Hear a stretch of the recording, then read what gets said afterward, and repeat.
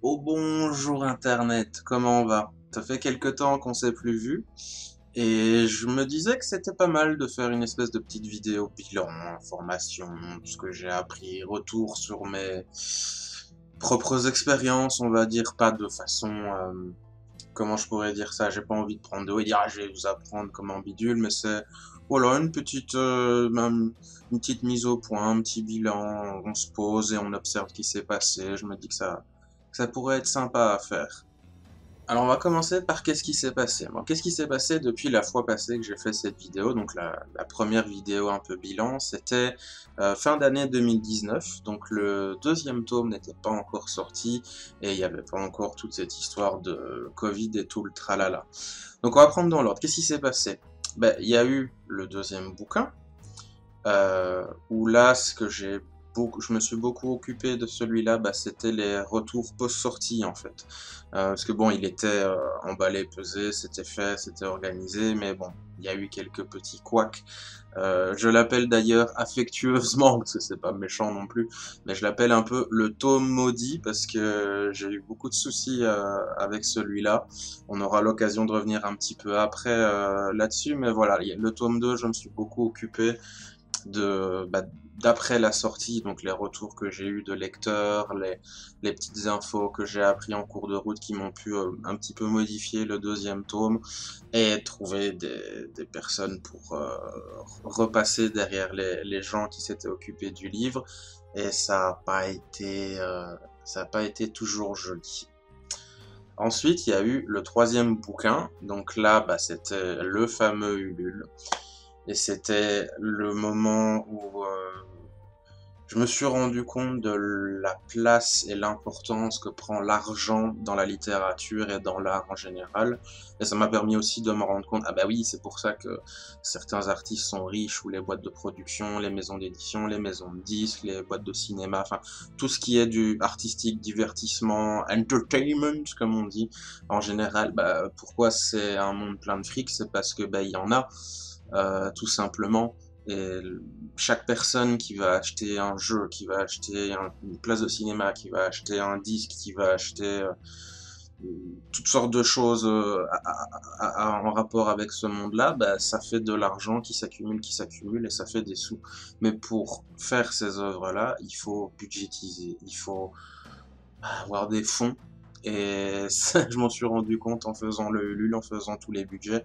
Alors faire les envois, ça va coûter autant. Les gens que je vais embaucher, ils vont me coûter autant. Les impressions des livres, ça va me coûter autant. Donc ça n'a pas été simple. Et j'ai dû aussi m'occuper de trouver des nouveaux partenaires. J'en parlerai encore après, mais ça a été aussi encore une fois un moment où j'ai dû recruter des gens, chercher des gens. C'est pas des choses que j'apprécie, c'est pas des choses que j'aime faire, c'est pas ce qui me plaît le plus dans mon activité, et c'est pas cool. Ensuite, il y a eu le quatrième tome, que donc j'ai déjà commencé. J'ai commencé à l'écrire octobre-novembre 2020, et là, bah, il est bientôt terminé. Je suis au chapitre 8, et je pense qu'il y aura 10, 11 chapitres, donc on est à la fin. On est à la fin. Et c'est ce que je préfère faire, c'est ce que je préfère, c'est ce dont je préfère m'occuper, c'est écrire, c'est préparer une sortie, c'est ah, on va faire ci, on va faire ça, il y aura que ce sera comme ci, comme ça c'est fun, ça c'est cool, ça c'est chouette, c'est ce que je préfère faire, c'est la partie que je préfère, avec aussi collecter les sous, mais bon ça c'est autre chose, parce que c'est pas, ça fait pas partie du processus de création, c'est après. Euh, donc voilà, c'est aussi chercher des partenaires. J'avais beaucoup parlé de ça dans cette vidéo. Euh, c'est quand on tombe sur des gens sympas et avec des gens avec lesquels le contact passe, bah, comme par exemple maintenant ça va faire bientôt presque 3 ans qu'on se connaît avec Thomas le dessinateur donc du tome 2, du tome 3 et il fera le tome 4 aussi. Je peux déjà le confirmer, je pense, mais de mémoire c'est ce qu'il m'a dit. En fait, il était plus sûr de pouvoir le faire parce qu'il s'occupait de trucs de jeux vidéo, mais sa boîte, enfin les potes avec lesquels il faisait une boîte, bah, ils ont trouvé des fonds. Mais il m'a dit c'est bon, normalement j'aurai du temps pour toi. Donc Thomas sera encore là. Et quand on bosse ensemble, bah, c'est fun parce qu'on a plein d'idées. Moi, je lui envoie des petits trucs sur Paint Moche. Et voilà, on bosse ensemble, on cherche des idées. À la caméra, je mettrai comme ci, ça. Dans le fond, je mettrai ça. C'est fun, ça c'est fun. Qu'est-ce qui s'est passé d'autre? Ben, il n'y a pas eu de salon. Le Covid, ça a été très très compliqué parce que sans les salons, bah, il y a une grosse partie de mes gains qui s'envolent en fait. Parce que c'est là où je fais le plus de ventes, forcément, comme beaucoup de personnes, beaucoup d'auteurs, beaucoup d'artistes, et même le monde du divertissement en général, quand il y a des événements comme ça, c'est un endroit où les gens se rencontrent, se rassemblent, se regroupent, et ça fait bah, des sous. Mais je parle pas ça juste pour gagner les sous, machin. Ça fait du travail. Par exemple, je pense à tous ces gens qui ont genre des petits trucs de bouffe, les petites baraques à frites, ce genre de personnes-là, les forains aussi, parce qu'il y a eu, bah, il y a pas eu de foire, de fête foraine, bah voilà, ces gens-là, ils n'ont pas de travail. C'est compliqué quand on nous empêche. Quand je dis on, c'est pas, je suis pas conspirationniste machin, c'est un on générique et au global qui ne vise personne et qui n'a pas d'arrière-pensée. Mais quand c'est pas possible de travailler, ben on peut pas gagner de sous et c'est la merde. Malheureusement, bah donc j'ai pas eu de salon, mais j'ai pu faire des salons virtuels. Bon, ça remplacera jamais les vrais salons, ça c'est clair, mais c'est toujours un petit truc sympa à faire et qui permet de continuer à faire parler de soi, c'est assez rigolo. Pour ceux qui ne connaissent pas, en général, ça se passe sur Discord et il y a plein de salons dans tous les genres. Il y en a qui sont plus pour les artisans, il y en a c'est pour les dessinateurs, il y en a c'est pour les auteurs. Enfin, il y a plein de petits salons en tout genre comme ça qui se font sur Discord et même d'autres plateformes. J'ai vu, je sais plus c'était qui, mais c'était sur un site internet en fait, on pouvait rencontrer les auteurs et discuter avec eux, c'était cool. J'ai fait aussi beaucoup de promotions bah pour le Ulule forcément, et c'est un exercice fatigant mais fun. Donc voilà, c'est les deux. Et c'est particulier, mais j'apprécie surtout quand on tombe sur des personnes, je pense notamment à Sébastien Moulin qui m'avait invité sur sa chaîne, et il y avait Manon, Vibration Littéraire aussi. C'était très très fun. C'était très fun, c'était vraiment sympa. On peut discuter de plein de choses, pas seulement que de mon travail. On peut repenser un peu le monde ensemble. Et c'est vraiment agréable, j'aime beaucoup. Ensuite, il y a le fameux Ulule. Alors, déjà, forcément, merci à tous de m'avoir soutenu, c'était incroyable. C'était incroyable. Et ça a été une sacrée expérience. D'en reparler là, je sens mon dos qui... tous les poils qui se dressent. Ça a été une sacrée expérience, ça a été une sacrée aventure. C'était cool, mais c'était sportif, stressant et... si j'en refais un, et malheureusement ça va être possible que j'en refasse un, va y avoir des petites modifications. C'était pas la mer à boire, mais c'est pour le confort de tout le monde, que ça soit pas un truc qui bouffe, où on pense plus qu'à ça non-stop et on va faire F5, F5, F5 sur le PC pour voir s'il y a des dons et tout, être rassuré. Mais même quand c'est fait, même quand on atteint les 100%, bah tu as envie de pousser, de continuer les paliers et tout. Donc c'est vraiment... c'est stressant. C'est vraiment stressant. Mais quand tu vois que tu as réussi, quand tu vois que les objectifs ont été atteints, qu'il y a toutes ces personnes qui t'encouragent, disent vas-y, réussis, gambate, enfin, c'est quelque chose. C'est quelque chose. J'en reparlerai un petit peu après. Donc maintenant, on est dans la partie ce que j'ai appris. Alors, sachant que ça fait plus d'un an que j'ai fait ma précédente vidéo bilan, ben, il y a quand même eu pas mal de choses qui se sont passées. Et qu'est-ce que j'ai appris? Le plus important, c'est de trouver des partenaires ou des collaborateurs ou ce que vous voulez qui ont vos intérêts à cœur, comme dirait ma femme. Et c'est la meilleure personne pour ça, pour moi, qui est la personne qui a mes intérêts à cœur en mode numéro 1, ça c'est clair, c'est ma femme. Ma chère Myriam adorée. Mouah, si elle regarde ça, j'en doute, mais bon, elle a d'autres choses à foutre que regarder mes vidéos. Mais du coup, pourquoi trouver des partenaires, c'est capital et je le mets en numéro 1, c'est parce que Quand t'as pas des bons partenaires, c'est la merde. C'est horrible de travailler dans des circonstances pareilles. Je pense que tous vous avez connu ces fameux projets de groupe à l'école où ah on va faire un exposé, un machin, un devoir, un truc. Allez, mettez-vous en groupe. Et puis là, tu te retrouves avec des personnes pas motivées ou qui en ont rien à foutre ou qui sont pas là. À un moment, j'étais cette personne-là. Je m'excuse pour ceux qui tomberont sur cette vidéo, qui se reconnaîtront. C'est pas arrivé souvent, mais vers la fin de ma scolarité, j'étais bon, je fais plus, laisse tomber, je me casse. Mais voilà, c'est quand on est comme ça dans un projet de ce genre-là et qu'il y a une personne qui est censée bosser qui le fait pas, ça fait chier. Et ça fout tout le truc en l'air. Par contre, quand on tombe sur des personnes motivées, qui s'investissent mais qui ont aussi envie de faire ça bien, c'est super cool. Je reprends l'exemple de Thomas, c'est génial, enfin les dessins, moi j'ai pas une seule complainte, pas une seule remarque, pas un seul truc, ah c'était pas bien, machin, non, c'était génial de A à Z. Avec Jenny c'était pareil. D'ailleurs je suis très content de voir que Jenny se remet un petit peu remet un peu les pieds à l'étrier et recommence à bosser, bon, timidement, hein, parce que voilà, elle a été secouée, mais ça me fait plaisir. Et maintenant, ben, j'ai trouvé deux personnes avec lesquelles je vais travailler, à mon avis, sur le long terme, à confirmer, mais c'est très très bien parti pour. C'est Anne Ledieu, une correctrice, et Nati, je sais plus quoi, désolé Nati, qui est maquettiste et qui fait ça très bien. D'ailleurs, à ce sujet, bah, on a reçu la première épreuve du bouquin fait par Nati, qui est donc la maquettiste, et c'était super. Juste un ou deux petits machins à régler, mais en gros c'est fait, donc maintenant on s'occupe à finaliser ça. Elle va faire le 2 et le 3, puis ce sera reçu, et voilà. Mais c'est cool, parce que en l'espace de quoi, 2 mois à peu près, bah, tout s'est mis en branle, elle a dit ok je prends ça, tout ça, bidule, et c'est parti, et c'est fait, et ça roule tout seul, et c'est très bien. Et c'est tellement agréable, reposant, satisfaisant, enfin tout des trucs comme ça, de bosser avec des personnes qui ont envie que le projet en question ou la chose sur laquelle ils travaillent soit bien.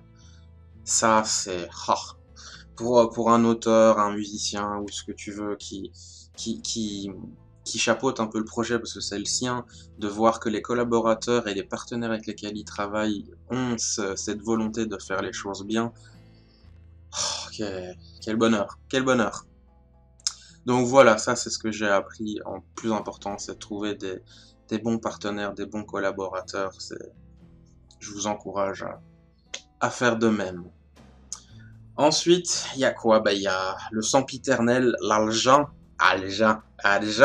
Money, money. That's right, folks. Longtime owner Mr. Krabs is opening a new restaurant called the Krusty Krab 2. First of all, congratulations, Mr. Krabs. Hello, I like money. What inspired you to build a second Krusty Krab right next door to the original?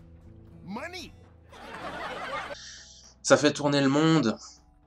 C'est depuis l'aube de l'humanité, et même quand on est un auteur auto-édité, bah, on n'y échappe pas. Si t'as pas de sous pour injecter dans le projet, bah, tu peux rien faire, parce que c'est très compliqué et très rare d'être un auteur et de pouvoir tout faire soi-même, de pouvoir faire les dessins, de pouvoir faire la maquette, de pouvoir faire tous les trucs. Je repense notamment à ma femme à ce sujet, c'est que elle a travaillé quand elle était en Nouvelle-Calédonie, donc en plus le prix est encore plus élevé là-bas. Si vous savez pas pourquoi, bah c'est une île, c'est loin de tout, donc tout est plus cher parce qu'il faut tout faire venir, notamment par bateau ou avion. Elle travaillait dans un truc imaginez une espèce de Fnac ou de club ou un truc comme ça, où il y avait bah, des BD, des jeux, des trucs de loisirs créatifs, et voilà. Et quand elle devait acheter elle-même ses affaires pour dessiner, parce qu'elle dessine aussi un petit peu, à son magasin pour, je sais pas moi, prendre de l'aquarelle, prendre des pinceaux, prendre du papier de qualité pour peindre ou dessiner, bah ça coûte, ça monte très très vite les prix, surtout quand on est à Calédonie où là c'est bam, un truc à 5 euros, tu l'as 15, 20 là-bas. si pas plus. Enfin, vous voyez ce que je veux dire. Donc c'est très compliqué quand on n'a pas d'argent à injecter dans ces projets, quand on peut pas... Ça fait chier d'être pauvre. Ça fait chier d'être pauvre, en fait, tout simplement. Donc voilà, l'argent c'est important.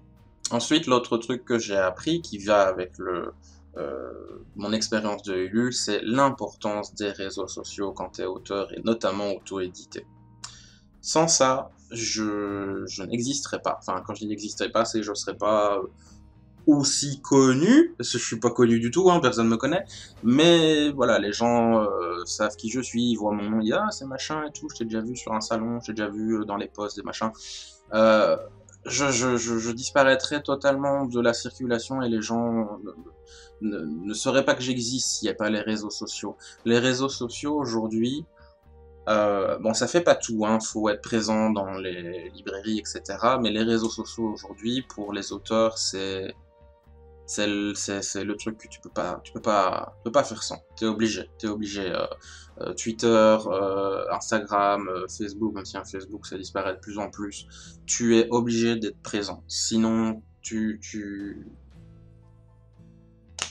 disparais dans le néant. T'existes pas, tout simplement. Et avec ces réseaux sociaux, bah, j'ai pu, je pense, réussir ma campagne Ulule, tout simplement. Donc, même s'il n'y a pas de campagne, forcément, faut continuer. Forcément, il faut que je continue à faire des posts, il faut que ce soit actif. Les réseaux sociaux, c'est la vie, même si ça me plaît pas, mais c'est vrai, c'est super important. Autre truc que j'ai appris, et ça, je remercie beaucoup Matt de Jouy pour ça, parce que elle a mis des mots sur un truc que je ressentais depuis très longtemps. C'est que le monde de l'auto-édition, qui est taxé de divers clichés, divers remarques, divers petits trucs comme ça, bah, c'est pas totalement démérité. Je dis pas que c'est juste et pertinent et exact et tout, mais ça vient pas de nulle part. Ce ne sont pas des critiques et des a priori qui sortent de nulle part, totalement injustifiés. L'amateurisme dans l'auto-édition, c'est une plaie, pour parler franchement. Je suis désolé hein, si vous êtes dans l'auto-édition, etc. Et moi-même je le suis, donc voilà. Ben, ça vient pas de nulle part, je suis désolé, mais il y a nombre de bouquins, nombre d'auteurs que je vois où c'est pas sérieux, enfin et c'est pas que les auteurs que je mets là-dedans, c'est le milieu dans son ensemble, c'est les correcteurs, les dessinateurs, les gens qui font les mises en page, les maisons, enfin pseudo maisons d'édition, enfin c'est tirez-vous les doigts du cul. Enfin, je suis désolé, c'est un peu méchant, mais voilà, j'ai rencontré, que ce soit moi personnellement à travers mon expérience d'auteur ou les petits salons, les trucs comme ça que j'ai fait, que ce soit en vrai quand il y en avait encore, ou les salons virtuels ici, que j'ai fait durant cette année 2020, c'est ça donne pas envie d'aller vers ces gens-là ou vers ce milieu-là. Moi, j'ai toujours le même discours au sujet de l'auto-édition, c'est moi je veux bien aller dans une maison, je suis pas contre, mais il faut que ça soit intéressant, autant au niveau financier et professionnel, parce qu'il n'y a pas que l'argent, ça peut être professionnel sans pour autant être financier, que les gens comprennent peut-être mes difficultés liées à l'autisme, ou le fait que j'ai pas très envie par exemple, de changer de dessinateur, ou des choses comme ça. Donc, l'auto-édition, c'est bien, c'est très bien, mais faut voir où on va. Lié directement au Ulule, et c'est là-dessus que presque que j'ai envie de terminer cette vidéo, ça fait un bien fou d'être soutenu et de voir que les gens aiment ce qu'on fait, nous encouragent et nous soutiennent et sont présents et ne nous abandonnent pas quelque part. Ça fait un bien fou. Le nombre de retours positifs que j'ai eu, de gens qui m'ont découvert comme ça et qui m'ont abordé, m'ont posé des questions et ont lu, ont dit ah c'est trop bien, tout ça. Et les dons que j'ai eus sur Ulule, des gens que j'ai rencontrés il y a longtemps et puis ils ont vu ça, que je faisais un Ulule, ils ont dit ah bah vas-y je donne et je fais quelque chose. Même des librairies d'ailleurs. Bisous à Belgique Loisirs Namur. c'est génial, ça fait un bien fou, ça donne du courage, ça donne de l'énergie, ça rassure aussi, parce que la plupart des artistes en tout genre, enfin, artistes, hein, j'aime pas ce mot-là, je trouve galvaudé, bah voilà, on a tous tendance à un petit peu se dévaluer ou douter de nos capacités ou autres, donc oui, ça fait un bien fou, ça fait un bien fou, donc merci. Donc voilà, je pense que cette vidéo est terminée. J'ai pas grand chose d'autre à dire. J'ai déjà pas mal papoté. J'espère que vous aurez aimé le petit fond visuel de Jurassic Park. Enfin, Jurassic World Evolution. C'est vrai ça qui m'a donné envie de faire cette petite vidéo, mais je crois que c'était intéressant de faire un petit bilan. Et ouais, bah voilà, j'aime toujours autant écrire. J'ai toujours autant envie de continuer. Je prends toujours autant de plaisir, je m'amuse beaucoup, c'est gratifiant, c'est cool, c'est fun, c'est... Il y a un sentiment d'accomplissement quand même, genre là je tourne un peu la tête pour réfléchir, mais je tourne sur mon deuxième écran et je vois des petites icônes sur mon bureau, notamment il y a des dessins de mon tome 3 que j'avais mis là pour poster ailleurs ou partager ou autre. Et dire ah voilà, ça vient de moi, ça c'est moi qui l'ai fait, ça c'est pas moi qui l'ai dessiné, mais voilà, c'est mon bouquin, c'est mes trucs, c'est il y a un sentiment d'accomplissement et de réalisation de soi entre guillemets qui est précieux et inestimable. Et donc voilà mon parcours jusqu'à présent, et je continue et c'est cool. J'ai pas envie que ça s'arrête. Merci d'avoir suivi cette vidéo. Au revoir Internet. Gros bisous. Mouah.